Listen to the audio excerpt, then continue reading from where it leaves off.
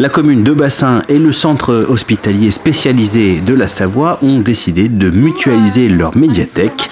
La médiathèque de loisirs du CHS et la médiathèque municipale ne faisant désormais plus qu'une, avec des équipes et des moyens rassemblés et une dynamique commune d'ouverture à tous les publics.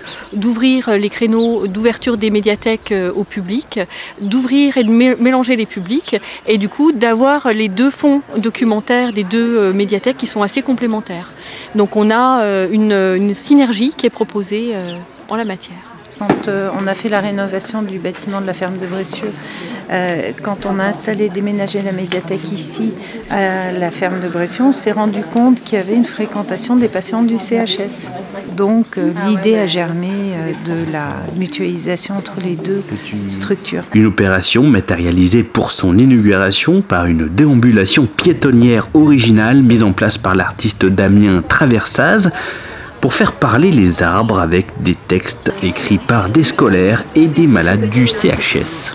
Ah oui, directement sur l'arbre. Il y en a d'autres si vous voulez. Ouais, c'est avec, Il y a l'arbre qui parle. Écoutez. Là, c'est des enfants des écoles qui s'expriment. Étonnant. Sur ce projet sur site, on a mis les arbres en résonance, c'est-à-dire on les met en vibration pour qu'ils produisent eux-mêmes le son en vibrant à la façon d'un violon.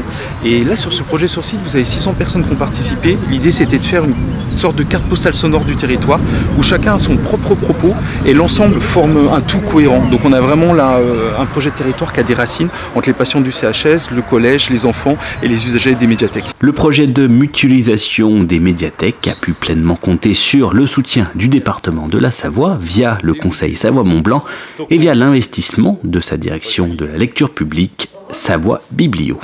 On est passé dans l'histoire de l'asile des fous fermé, coupé du monde, à un centre hospitalier spécialisé, ouvert sur le monde, et la culture est ce lien, ou un des liens possibles, avec le concours de Savoie Biblio. Je dis souvent que c'est un petit peu la super bibliothèque ou le vaisseau amiral des bibliothèques qui irrigue nos territoires. On a accompagné l'élaboration, l'émergence de l'idée à travers des réunions du conseil, comme on le fait habituellement. Et puis après, dans la mise en œuvre, il y a un an, sur le travail sur l'informatisation en commun, avec les particularités que ça posait, d'intégrer ces deux publics dans un même outil et du coup d'accompagner les professionnels des deux structures. Par exemple, on a eu en formation la bibliothécaire de l'école des loisirs pour qu'elle monte en compétences aussi pour accompagner, rentrer vraiment maintenant dans une équipe qui est une équipe unique. Et ça, c'est quand même une vraie réussite à l'aboutissement.